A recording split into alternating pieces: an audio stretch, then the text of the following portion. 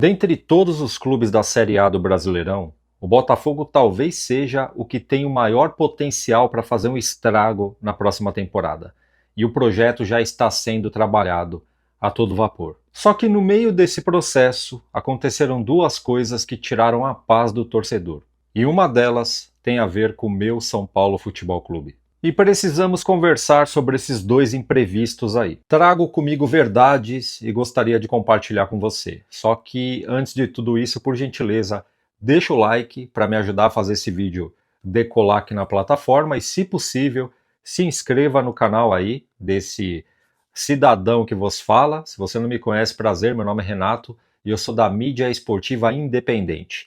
E quem me conhece já sabe que futebol por aqui é falado sem clubismo. E sem clubismo eu gostaria de reforçar os meus parabéns para o Botafogo, que apesar de não ter feito aquela temporada espetacular como fez em 2024, mas mesmo assim representou o Brasil contra o atual campeão da UEFA Champions League, que é o PSG. E que agora sagrou-se campeão mundial em cima do Flamengo. Eu achei um momento propício para tocar nesse assunto porque eu tô vendo essa mídia clubista e tendenciosa descarregando um caminhão de besteira. Estão comparando o Botafogo e o Flamengo, dizendo que o Flamengo jogou muito melhor que o Botafogo contra o PSG, bateu de frente com os caras, quase levantou a taça, jogaria fácil a UEFA Champions League. Pessoal, menos, né?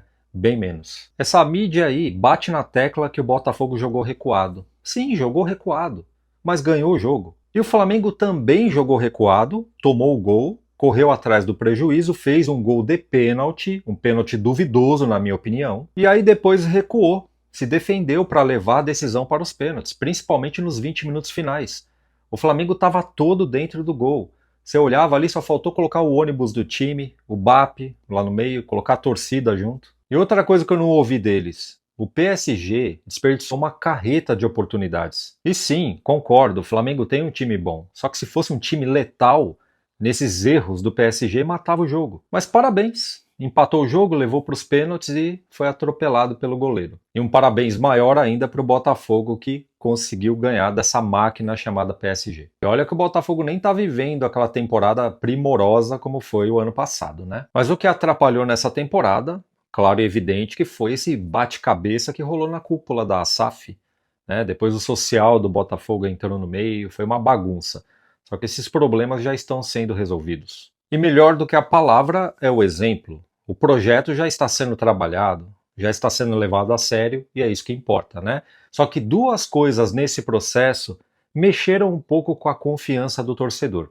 A primeira foi a saída do David Ancelotti, assim, do nada. A diretoria do Botafogo queria demitir o preparador físico chamado Luca Guerra, né, o açougueiro. Aí ele ficou pé da vida e puxou o carro. Cara, na minha opinião, isso aí é molecagem. Molecagem de um sujeito de quase 40 anos de idade. Não pegou bem. O John Textor, quando convidou esse sujeito para ser o treinador do Botafogo, ele depositou uma confiança, porque sabia que ele nunca tinha treinado nenhum clube. Ele era a sombra do pai dele, por onde o pai dele passou. Chegou no Botafogo, várias coisas para se adaptar, que nem eu já falei nos vídeos anteriores, né? O país diferente, o calendário do futebol brasileiro que é tenebroso, teve que se adaptar com o clube, entender os jogadores, uma série de coisas. E mesmo assim, já adaptado, ele fazia um monte de cagada, né? Então, fora a confiança que o John Textor depositou, ainda teve uma paciência absurda. Aí o cara vai, melhora um pouquinho e dá uma dessa. Não é justo, né? E agora começa novamente a saga do Botafogo atrás de treinador. E segundo informações, após desligamento da comissão técnica do italiano, Glorioso avalia nome de Rafael Guanais, eleito o melhor treinador do Brasileirão. Realmente, esse cara é um bruxo, hein? O que ele fez com o Mirassol é assombroso. Veja bem, primeiro ano do Mirassol na Série A. Chegou na 4ª colocação. Pegou a vaga direta para a Libertadores. E em casa, apesar do uniforme amarelo, o Mirassol não amarelou. Ele é bom? Ele é bom. Tem alguma coisa especial, só que tem um detalhe. Ele é uma aposta. Se ele chegar no Botafogo é um clima totalmente diferente. É um clube grande, né? Um clube gigante aí do futebol brasileiro. E as metas estão lá em cima. Não é só permanecer no campeonato, não. É brigar para ser campeão. do Campeonato Brasileiro, da Copa do Brasil, do Campeonato Carioca, da Libertadores. E o que está preocupando a torcida é que na próxima temporada não é uma temporada para aposta, ok? Tem que ser uma coisa certa. Tem muitos botafoguenses que gostaram da ideia, mas a maioria acha melhor o John Textor ligar para o Arthur Jorge e tentar trazê-lo de volta. Inclusive eu acho isso. Mas se vier o Rafael Guanais, que seja muito bem-vindo, né? Olha eu falando que seja muito bem-vindo, né? Parece que eu estou em casa. Mas que seja muito bem-vindo aí ao Botafogo e ó, trabalho, hein? E a outra coisa que está preocupando o botafoguense tem a ver com o meu São Paulo Futebol Clube. Você já deve estar cansado de saber que o Botafogo está fechando com o zagueiro Ferrarese do São Paulo e dependendo do dia que você está assistindo esse vídeo, de repente até já fechou. E no vídeo passado eu dei até uma pincelada sobre ele porque me perguntaram se ele é bom ou se ele é uma bomba. E não, ele é um jogador bom, é um baita de um zagueiro, ele joga muito bem na lateral direita também, joga de ala e se bobear joga até como primeiro volante. Eu achei interessante tocar nesse assunto porque eu percebi que alguns botafoguenses estavam com o pé atrás com relação ao Ferrarese. Poxa, se o cara é tão bom, por que o São Paulo está se desfazendo dele? Mas é simples, o São Paulo está com uma dificuldade de pagar os atletas e quem tem a oportunidade de sair, vai. São Paulo costuma dever salário, direitos de imagem, luvas, até premiação São Paulo deve. Aí fica difícil, né? E é justamente por isso que a torcida do Botafogo não precisa se preocupar com o que se diz respeito àquela lista que estão espalhando por aí de jogadores do Botafogo que vão para o São Paulo na troca com outros jogadores do São Paulo. Do lado do São Paulo, além do Ferrarese, colocaram o Rodriguinho e o Pablo Maia, dois bons jogadores também. E do lado do Botafogo botaram o Savarino, Marlon Freitas, Vitinho e o Tuco. O Tuco é o único jogador que a torcida não tá nem aí. Mas o resto foi o que preocupou principalmente com o que se diz respeito ao Savarino, tá?